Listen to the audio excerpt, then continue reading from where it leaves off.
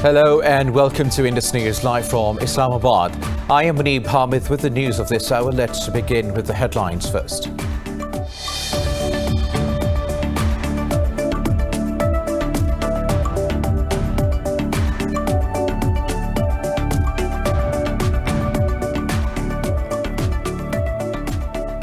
Mali's President Ibrahim Boubacar Keïta has resigned after being detained by the military. In a televised address, Keïta said he has dissolved the parliament to avoid bloodshed in the country.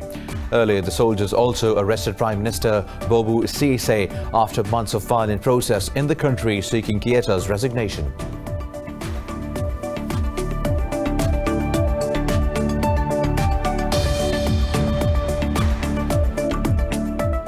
Pakistan says it will never recognize the state of Israel until a just and fair solution to the Palestinian issues.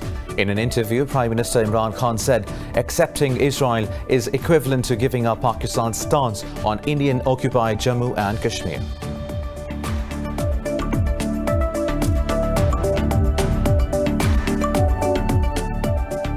Syria says several rockets exploded in the premises of a U.S. military base in the north of Deir ez-Zor governorate.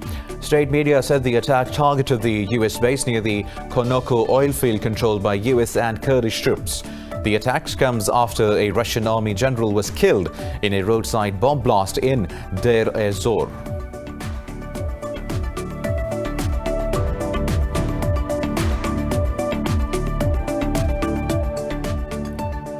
In the U.S., the Democratic Party has formally nominated Joe Biden as a presidential candidate at party's largely virtual national convention.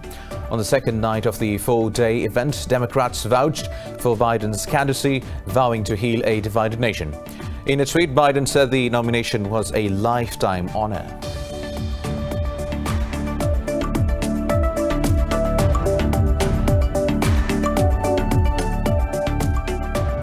U.S. President Donald Trump says he has postponed trade talks with China over Beijing's unthinkable handling of the coronavirus. Speaking in Arizona, Trump said he is not interested in holding dialogue with Beijing at the moment. However, White House Chief of Staff said no new high-level talks have been scheduled between Washington and Beijing.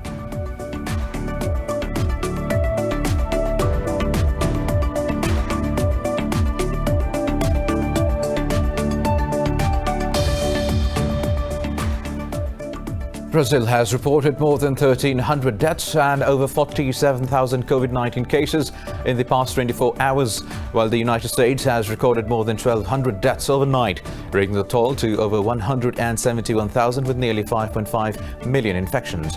Elsewhere, India has recorded 1,092 deaths in a day, taking the total to nearly 53,000 with more than 2.7 million infected countrywide. In Pakistan, 11 deaths since yesterday have taken the toll to 6,201, with a caseload of above 290,000 infections. Globally, the pandemic has infected over 22 million people and claimed more than 779,000 lives.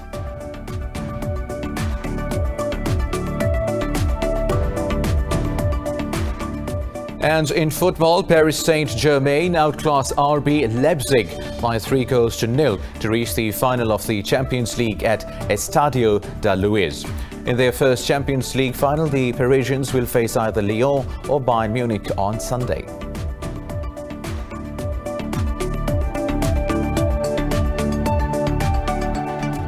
News in detail coming up after a short break. Stay tuned.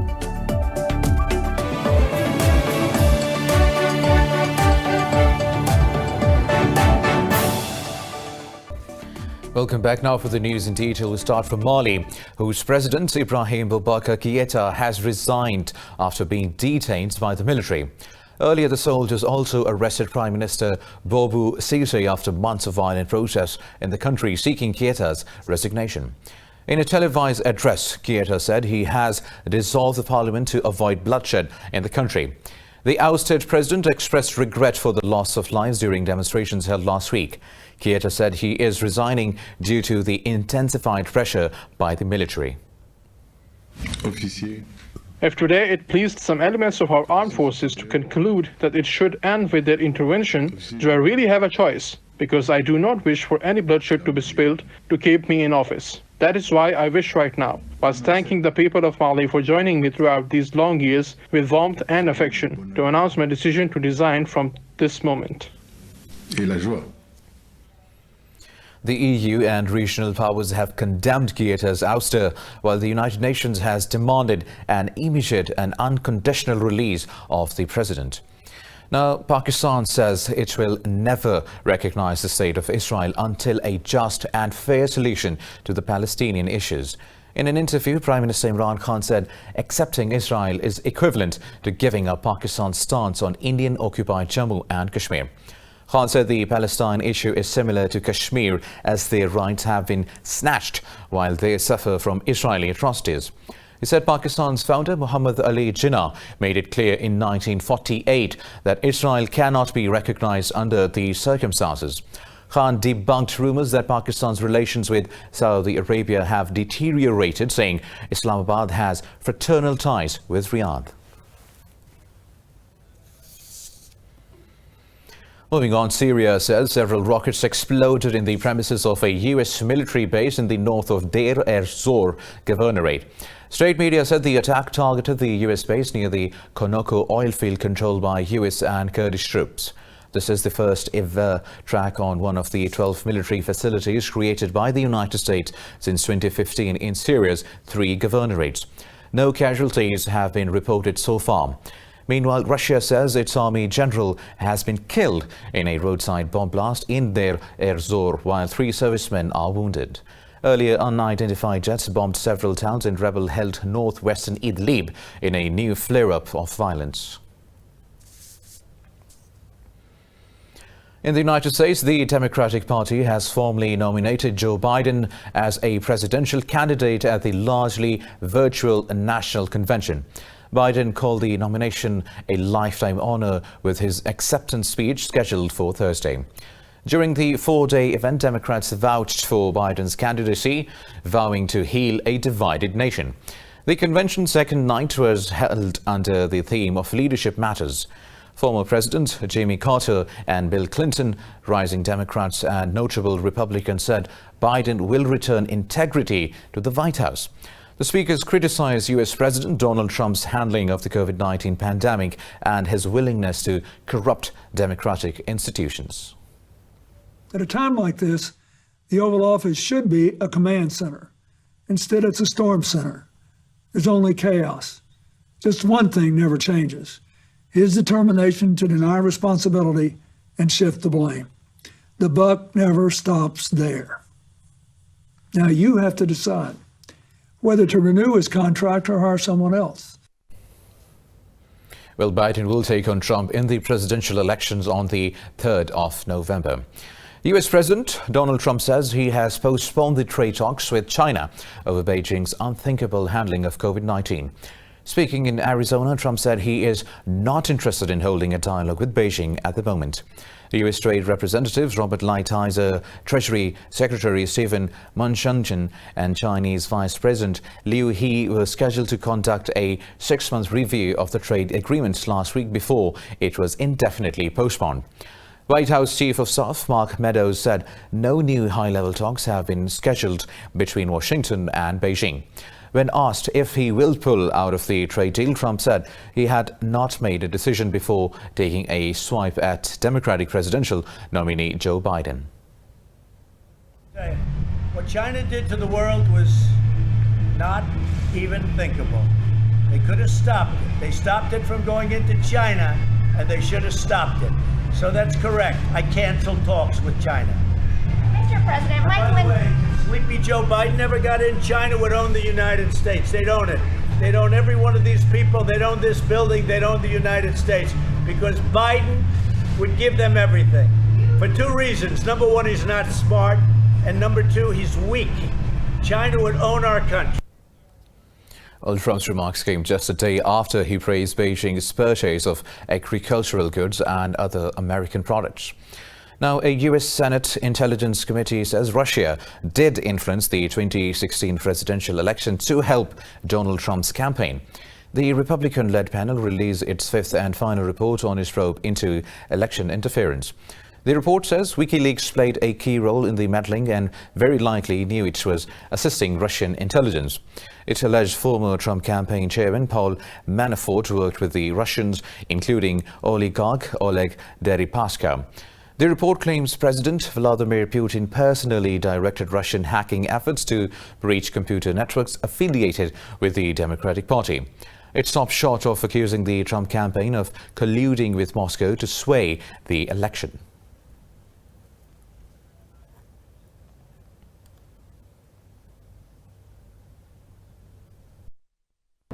This report is 1,000 pages long, twice as long as the Mueller report. I would urge every American to read it, to draw their own conclusions. Unprecedented amount of Russian intervention and a myriad of contacts with individuals affiliated and associated with the Trump campaign. The bipartisan investigation lasted almost 3.5 years. Now, still in the US, which says it has informed Russia of its terms for extending a landmark treaty that limits their deployed strategic nuclear weapons. Talking to reporters, US negotiator Marshall Bellengsler said now the ball is in Russia's court on the 2010 new Strategic Arms Reduction Treaty. Bellengsler said those terms include addressing Moscow's buildup of shorter-range nuclear weapons that are not covered by the treaty. This comes after US envoys the latest round of talks in Vienna with Russian Deputy Foreign Minister Sergei Ryabko. Ryabko said Russia stands for an extension of the START treaty but is not ready to pay any price for that. Meanwhile, Russian Defense Minister Sergei Shoigu discussed strengthening trust measures in a phone call with US Defense Secretary Mark Esper. Moving on now, Brazil has reported more than 1,300 deaths and over 47,000 COVID-19 cases in the past 24 hours. While the US has recorded more than 1,200 deaths overnight, raising the toll to over 171,000 with nearly 5.5 million infections. Globally, the pandemic has infected over 22.1 million people and claimed more than 780,000 lives. More details in this report. Thousands are dying and getting infected worldwide daily by the new coronavirus as governments scramble to secure vaccine deals. Brazil has approved the final stage trials for Johnson & Johnson's experimental vaccine, the fourth to get a nod for testing in the country. In Argentina, government has reimposed lockdowns in parts of the country as cases tally crossed 305,000. Mexican health officials say the virus is on a steady decline in the country after reporting a drop in fatalities during the past week.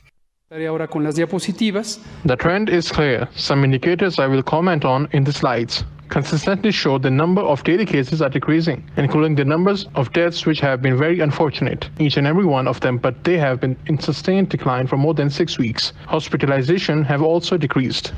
In Europe, the second wave is surging in many countries as governments reimpose lockdowns. Over in Australia, the government has secured a deal with British drug maker AstraZeneca for a potential vaccine, saying free doses will be provided to the public. While WHO Chief Tedros Ghebreyesus says the world needs to prevent vaccine nationalism. It's critical that countries don't repeat the same mistakes. We need to prevent vaccine nationalism. And for this reason, WHO is working with governments and the private sector to both accelerate the science through the ACT Accelerator and ensure that new innovations are available to everyone, everywhere, starting with those at highest risk. Mainland China has reported a further decline in cases with no new domestic transmissions, but only 17 imported new cases. In South Korea, the daily cases have hit a 5-month high with 297 infections being reported in the past 24 hours. Meanwhile, India has reported the world's fourth highest number of daily COVID-19 deaths as nearly 1,100 people lost their lives, taking the toll to almost 53,000. The Health Ministry said 64,531 new cases were recorded overnight, bringing the country's caseload to over 2.7 million. It said there are still over 676,000 active cases in the country. The ministry said Maharashtra and the Tamil Nadu states make up 40% of all the confirmed cases. India still remains the third worst hit country from the infection after the United States and Brazil. While Pakistan is observing a downward trend in COVID-19 active cases as health experts believe in increasing survival rate, the Health Ministry said over 90% of patients have recovered from the virus so far. The ministry said 11 people have died while 613 people tested positive in the past 24 hours. The country's death toll has risen to 6,201, while the infections are over 290,000. The ministry said the number of active cases has reduced to nearly 12,000. Sindh remains the worst hit province with over 126,000 infections, while Punjab has reported more than 95,000 cases. More news coming up after a short break. Stay tuned.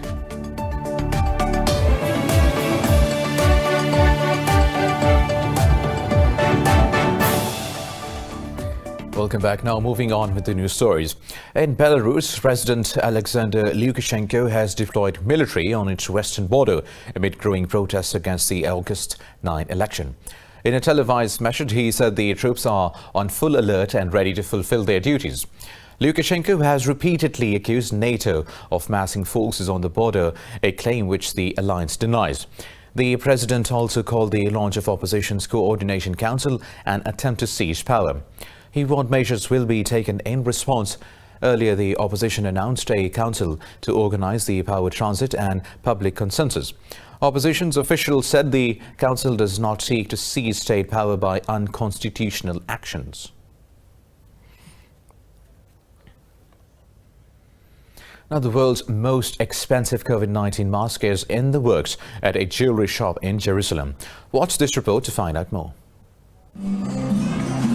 Israeli jewelers are crafting the $1.5 million object for an unnamed US-based client on condition that it would be the priciest in the world. Made of 18-karat gold and studded with 3,600 black and white diamonds, the mask will be fitted with an N99 filter to offer a high level of protection. I think it's a very expensive mask. I think instead to buy that mask, he could maybe invest into finding the cure to the coronavirus. But, you know, to the end of the day, he has all money, so he's able to do whatever he wants. Who knows, maybe one day I can buy one for her. No, thank you. I don't want a mask that expensive. The jeweler plans to deliver the mask personally when it is completed in October. The mask, which a team of around 25 artisans is working on, might be viewed a lavish display of wealth during hard economic times, but for the designers, it is above all a work of art. We're very proud to be able to create such a mask that provides so much work to so many people that desperately need these jobs in these challenging times. The glitzer face mask may not be a practical piece of protective equipment to wear, but it is expected to weigh 270 grams, over half a pound.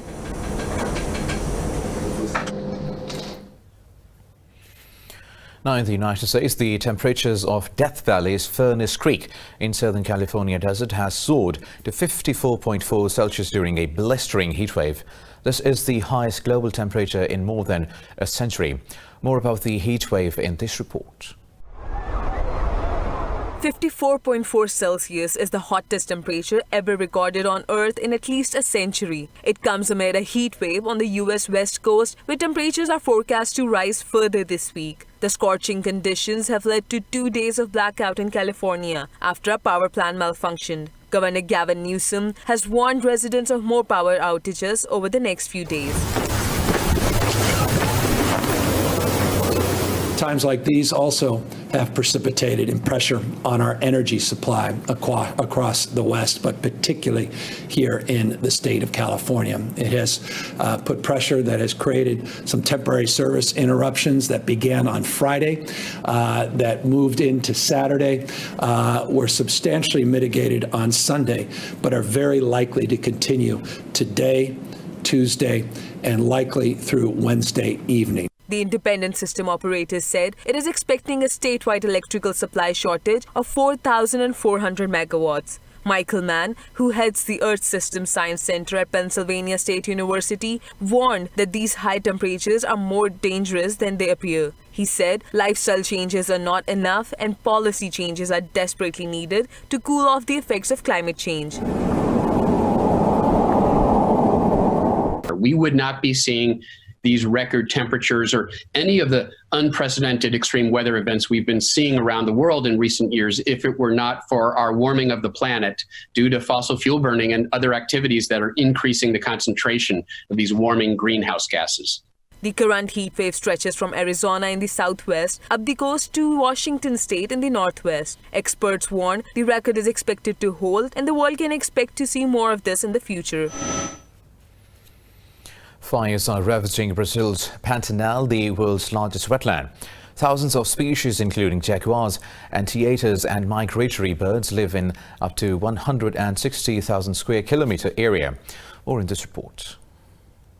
The Pantanal straddles the borders of Brazil, Paraguay, and Bolivia, with Brazil containing the lion's share. According to WWF, the region is one of the most biodiverse places on the planet, with more than 4,700 plants and animal species. Brazil's National Space Research Agency, INPE, has registered 3,121 fires in the first 15 days of August. This is nearly 5 times higher than in the same period a year ago. The challenge for us is to fight the fires here in Pantanal. It's a hot environment, very dry, strong winds and high temperatures. We found several conversion points along the way, places where planes and brigades are helping to extinguish the fires.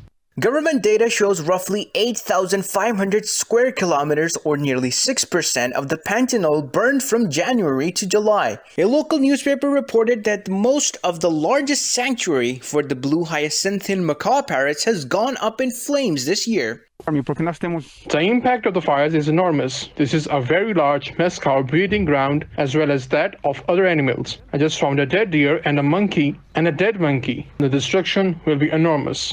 At the current pace, fires could approach the all-time record for any month since the records began in 1998. The blazes in the Pantanal comes amid rising concerns about fires in the Amazon, its much larger neighbor to the north.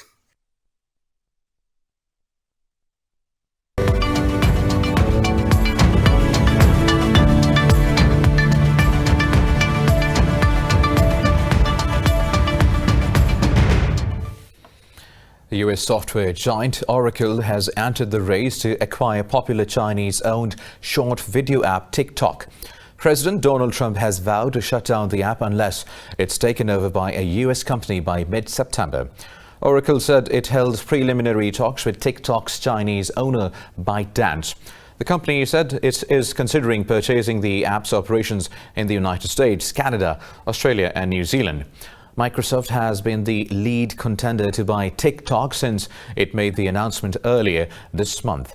ByteDance is opposed to selling any assets beyond those in the US, Canada, Australia and New Zealand.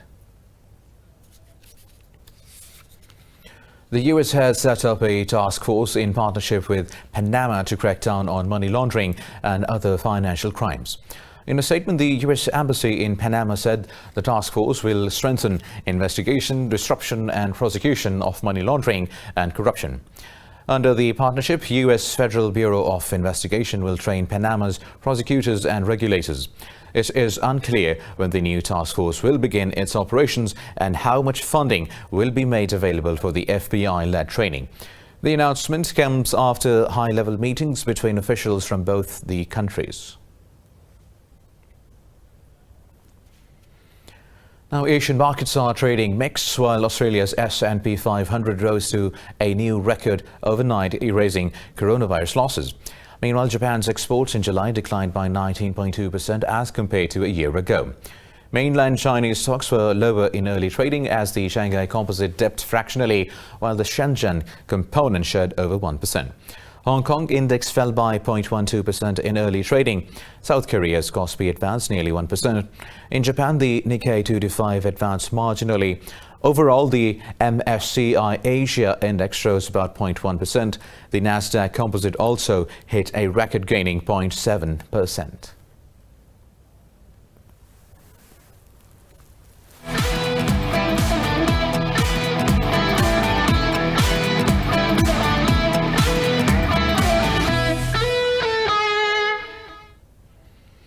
Now in football, Paris Saint-Germain have outclassed RB Leipzig by 3-0 to reach the final of the Champions League at Estadio de Luis. In their first Champions League final, the Parisians will face either Lyon or Bayern Munich on Sunday. Playing in Lisbon, Marquinhos, Angel Di Maria and Juan Bernat struck for the French side. PSG's only other European final appearances include UEFA Cup Winners' Cup final in 1996 and 97. The club have gone out in the last 16 for the past 3 years, while Leipzig reached the last 4 only 11 years after their creation.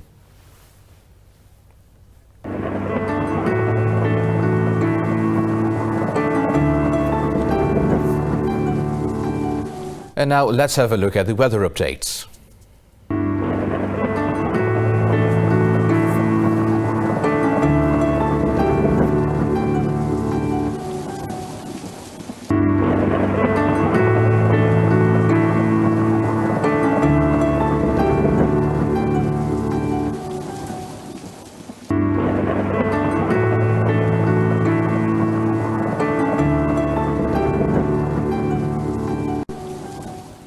Well, that's all for now. For the latest updates, you can follow us on social media at indus.news. Take care.